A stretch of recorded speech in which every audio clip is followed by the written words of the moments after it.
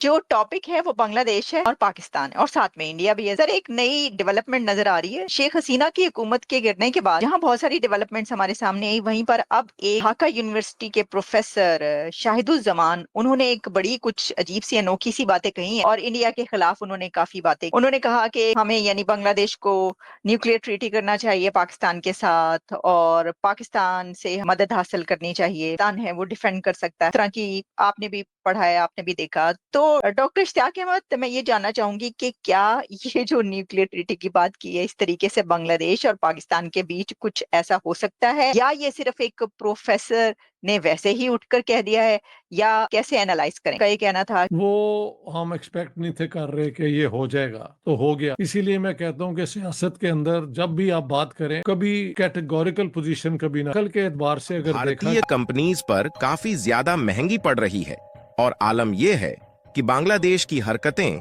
एक बार फिर से आसमान पर पहुंचना शुरू हो चुकी है, जिसके कारण अब भारतीय कंपनियां बांग्लादेश के इंपोर्टर पर भरोसा नहीं कर पा रही हैं और इसके नतीजतन बांग्लादेश में भारत का एक्सपोर्ट काफी तेजी के साथ गिरता चला जा रहा है।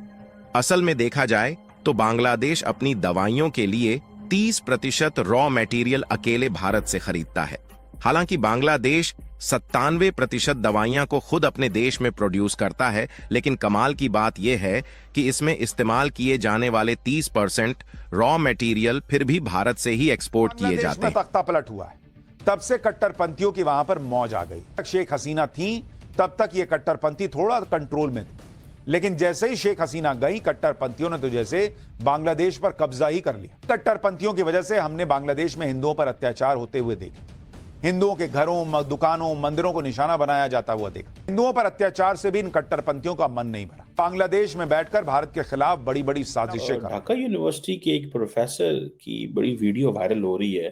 कह रहे हैं कि पाकिस्तान के साथ न्यूक्लियर ट्रीटी करनी थोड़ी देर समझ नहीं है जी। हम गौरी मिसाइल जो हैं वो बांग्लादेश के बॉर्डर पे लगाएंगे, बांग्लादेश को न्यूक्लियराइजेशन करनी चाहिए ताकि वो इंडिया को डरा सके। ये प्रोफेसर शाहिदुज्जमान है यूनिवर्सिटी में। ये बड़ी बहुत ज्यादा ये वीडियो चल रही है सोशल मीडिया के ऊपर। आपको पता है कि जो न्यूक्लियर टेक्नोलॉजी है, या वो सिविलियन पर्पसेस के लिए होती है या मिलिट्री पर्पसेस के लिए होती है। सिविलियन पर्पसेस के लिए होती है लार्जली वो इंटरनेशनल एटॉमिक एनर्जी एजेंसी जो आईईए है उसके नीचे वो ऑपरेट करती है। मिलिट्री पर्पसेस के लिए होती है, मुल्क वो आईईए को इजाजत नहीं देते। बात ये है कि तमाम ममालिक ने न्यूक्लियर नॉन प्रोलिफरेशन ट्रीटी नहीं किया, 1969 में थी। वो ममालिक जिन्होंने न्यूक्लियर वेपन्स 1969 से पहले बना लिए, all considered as de jure nuclear states को ने 1969 के बाद 69 आज से 65 साल पहले Ali Hussain Khamenei, supreme leader of Iran, ने यह बोला है कि साहब मुसलमानों के ऊपर बड़ी तशद्दुद हो रही है, बड़ा टॉर्चर हो रहा है, उनके ऊपर बड़ा जुल्म हो रहा है, और उनके ऊपर जो जुल्म हो रहा है वो गाजा में जुल्म हो रहा है, वो म्यांमार में जुल्म हो रहा है, और भारत में भी जुल्म हो रहा है। यहाँ का मिनिस्ट्री ऑफ एक्सटर्नल अफेयर्स आप जानते हैं कैसे उन्होंने वैसे ही एक स्लिंग शॉट मारा, टकैक से यहाँ से बिल्कुल, और उनको बोला कि सर अपने गरेबान में झांको और दूसरे के ऊपर कमेंट करना बंद करो। अगर इनमें 2% की औकात होती है, चीन को बोलते कि बेटा 15 लाख मुसलमानों को तुमने जेल में डाला है, उइगर मुसलमानों को। पूरे आलम इस्लाम 57 मुस्लिम कंट्रीज हैं, किसी की जबान पे चाइना का नाम नहीं आता, ठीक है। चाइना में 3 साल के बच्चे को जेल में डाल दिया, क्या दही खाने के चक्कर, दही बैन कर दिया था भाइयों ने।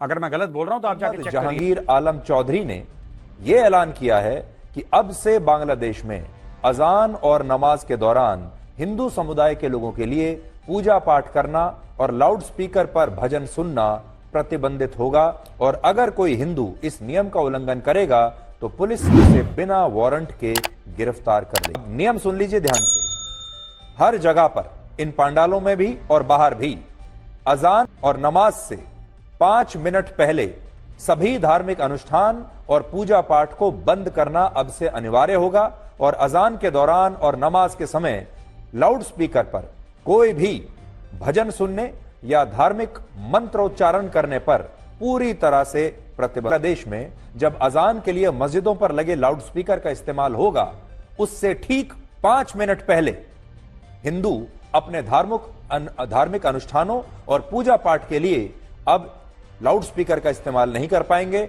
और उन्हें अपनी पूजा पाठ रोकनी पड़ेगी। और इसका कारण यह है कि हिंदू वहां पर अल्पसंख्यक हैं, और मुसलमान वहां पर बहुसंख्यक हैं। बांग्लादेश में नई अबूरी हुकूमत आई है और इन्होंने हिंदू बरादरी को जो दबाने की कोशिश की जा रही है। हमने देखा जब शेख हसीना वाजिद का तख्ता पलटा तो वहाँ पे हिंदू माइनॉरिटी को निशाना बनाया गया, खवातीन के साथ रेप किए गए, बच्चों को तशद्दुद का निशाना बनाया गया, हिंदुओं के घरों को आग लगा दी गई, उनकी दुकानों को लूट लिया गया।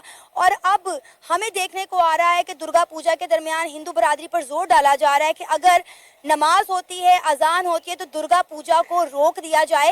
एज अ पाकिस्तानी कैसा इकदाम लगा ये जो मेरे नजरिए के लिहाज से ये बिल्कुल गलत है, क्योंकि हर रिलीजन को ना अपना जो इंडिपेंडेंस है वो हासिल है। हिंदू को अलग हासिल है, इस्लाम को अलग हासिल है, क्रिश्चियनिटी को अलग इंडिपेंडेंसी जो है वो हासिल है। तो ये इस्लाम जो मजहब है कि इनकी वजह से अगर हम हिंदू पे जोर दे देंगे तो जो इस्लामोफोबिया का कंसेप्ट है वेस्ट में जो शुरू है वो इससे और बढ़ जाएगा और इस्लामोफोबिया ये एक्सट्रीमिज्म में आ जाएगा फिर अगर उनको हम ज्यादातर दबा दें। सोचना चाहिए कि अपने पड़ोसियों से हालात जो भी कंट्री, मैं कहता हूँ जहां भी होगा, अगर अपने पड़ोसियों के साथ उनका रिलेशनशिप ठीक नहीं तो कैन नॉट ग्रो। कमेंट कर दें। खामनेई साहब जो कि ईरान के जो सुप्रीम लीडर हैं, सुप्रीम कमांडर हैं, ट्वीट आई कि जी जो मुसलमानों के हालात इंडिया, गजा और म्यांमार में ठीक नहीं है, जिस पे ऑफिस है मिनिस्ट्री ऑफ एक्सटर्नल अफेयर, उन्होंने कहा है कि these comments are unacceptable from the supreme leader of Iran. आप क्या देखते हैं? अगले पॉइंट पे चलते हैं जो हमारे बांग्लादेश के अंदर हालात चल रहे हैं। 2-4 चीजें उसके बारे में। चीमा साहब, मैं समझता हूँ कि भारत को इस वक्त सख्त सोचना चाहिए कि वहां पे क्या हो रहा है, कोई मिडिल ग्राउंड पे आना चाहिए, क्योंकि उनका बहुत बड़ा बॉर्डर है बांग्लादेश के साथ और एंटी इंडिया सेंटिमेंट्स वहां पे इस वक्त जोर